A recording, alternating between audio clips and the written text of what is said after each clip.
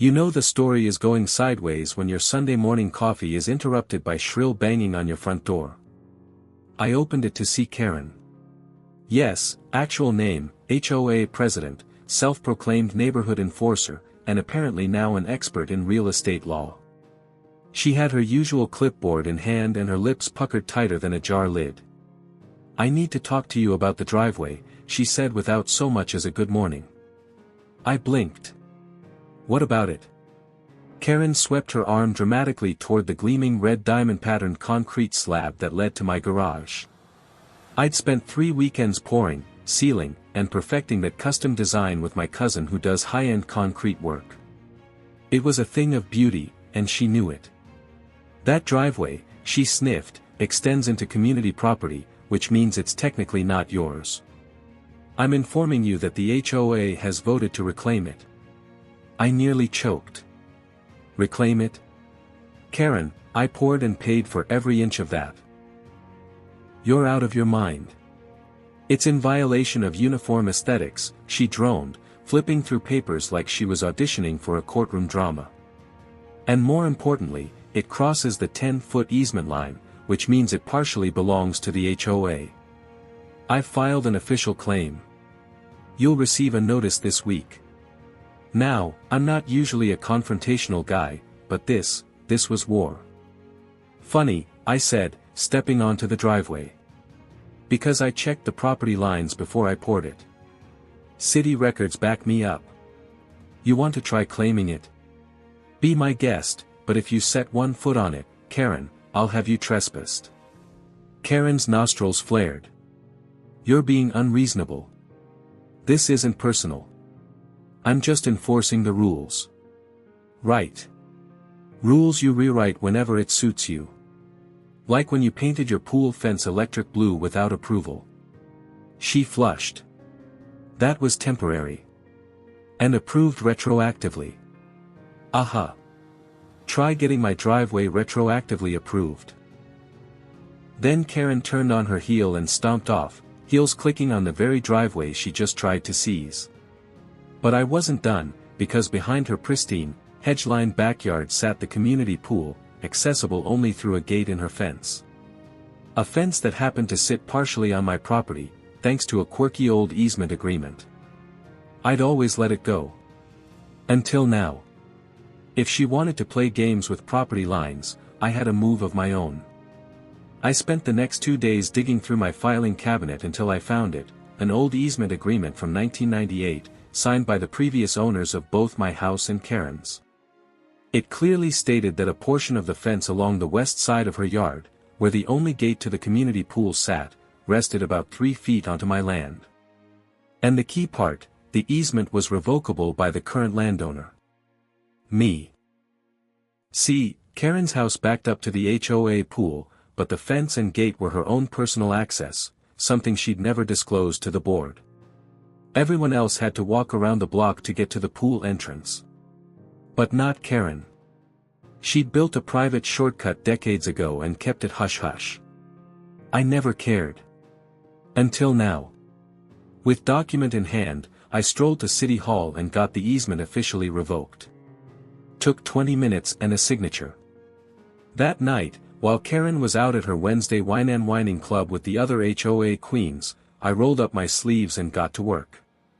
A few tools, some bolts, and one well-placed lock later, the gate she'd taken for granted for over 20 years was now sealed tighter than a vault. The next morning, she came storming over like a wasp in heels. Did you lock my pool gate?" I sipped my coffee slowly. "My gate. And yes, you're trespassing. You can't do that." "I can, actually. The easement's been revoked. You'll have to use the main entrance like everyone else." Her face went redder than my driveway. "You're retaliating because of the HOA ruling."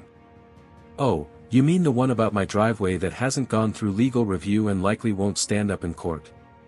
"Yeah, I'm just preemptively protecting my property."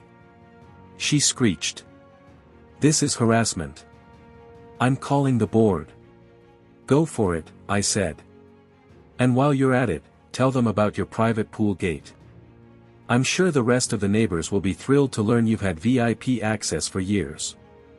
That shut her up.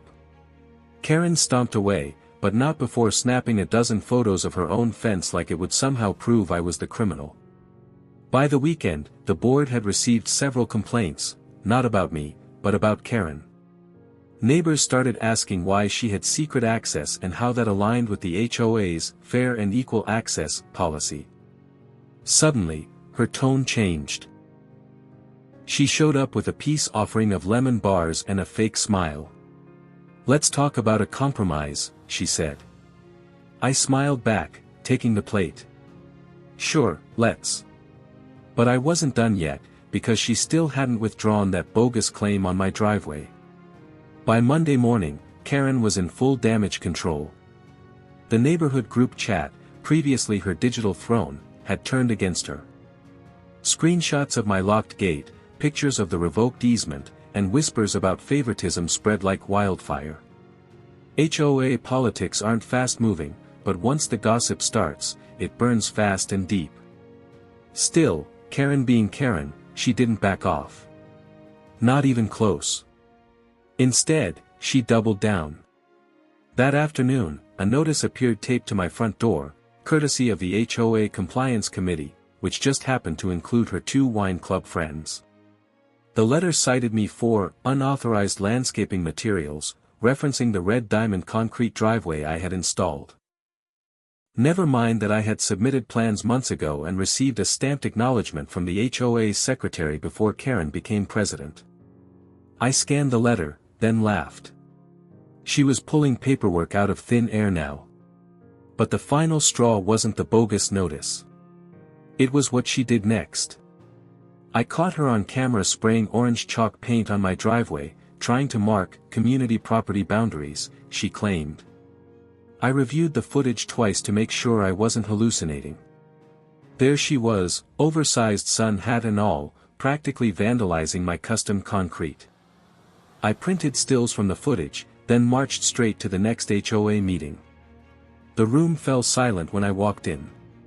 Karen sat at the head table, eyes wide. I didn't wait for the meeting to start.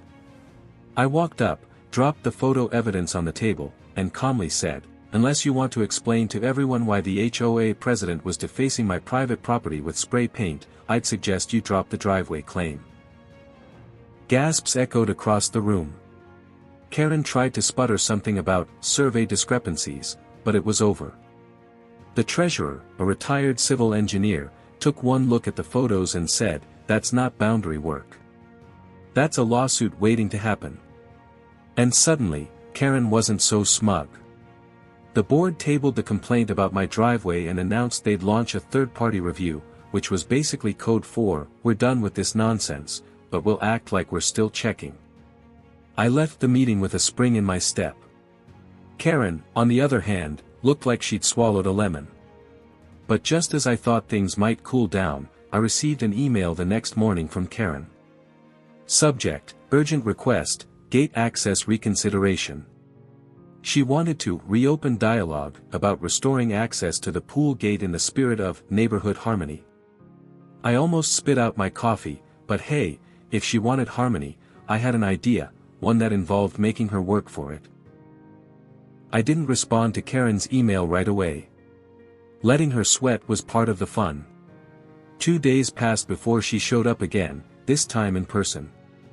No clipboard, no snide remarks, just a tight smile and a Tupperware container of gluten-free cookies. "I brought these as a peace offering," she said, like we were neighbors in a Hallmark movie, not veterans of a Cold War. I raised an eyebrow. "Another one? Lemon bars not doing the trick?" She exhaled through her nose. "Look, I've had time to reflect. Maybe I was too aggressive. Maybe. Fine. I was too aggressive, and I'd like to work out a compromise. I really need access to that gate. My husband's back isn't what it used to be, and walking around the block to the pool is inconvenient." Now, Karen didn't have a husband. She had a poodle named Duke who wore sunglasses. But I let that slide. I leaned against the fence post and crossed my arms.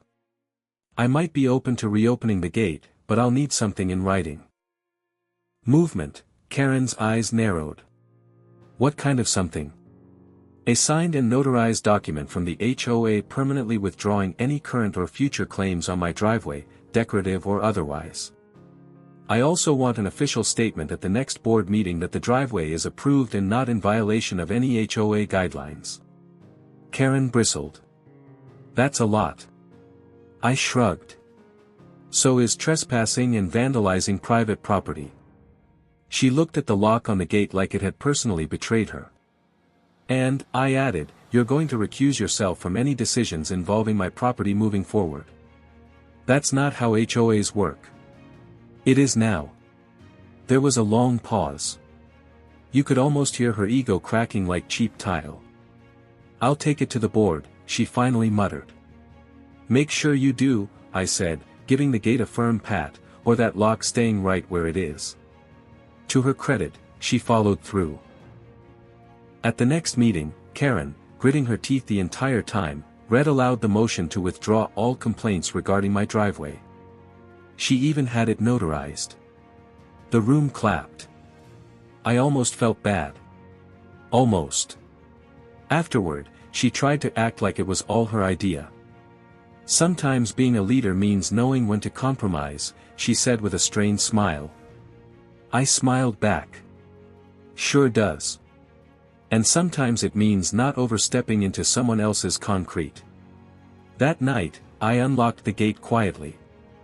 No announcement, no victory lap. The next day, Karen left a thank you card in my mailbox.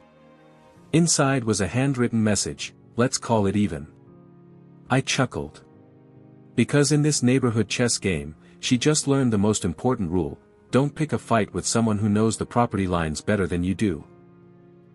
If watching HOA Karen get outplayed made your day, make sure to like the video, subscribe to the channel, and turn on notifications so you never miss another story of neighborhood justice.